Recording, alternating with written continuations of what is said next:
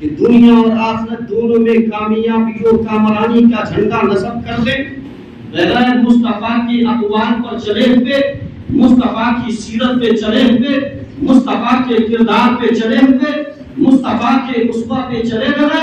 اگر ہمارا اور آپ کا یہ مزاج بنا ہے تو غلط ہے۔ کیوں؟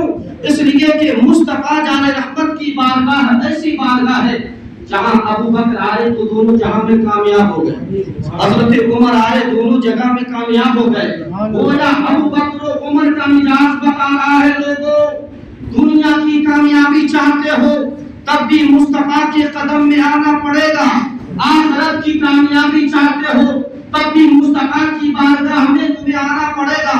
اس لیے کہ جہاں ابو بکر کو کامیابی مل رہی ہے، عمر کو کامیابی مل رہی ہے، عثمان کو کامیابی مل رہی ہے، علی کو کامیابی مل رہی ہے، حق تو یہ ہے ایک غلام چلا تھا حبشہ سے، نام ہے بلال، جب تک غلام تھا کامیابی نہیں ملی، جب تک کہ دنیا کا غلام تھا کامیابی نہیں ملی۔ جیسے ہی مصطفیٰ کے دامان کرم میں آ گئے ہیں، مصطفیٰ کا غلام بن گئے ہیں، اللہ نے یہ کامیابی دی ہے، راتی دنیا کے سارے افراد کے لیے انہیں امام بنا دیا، پوری کائنات کے لیے امام۔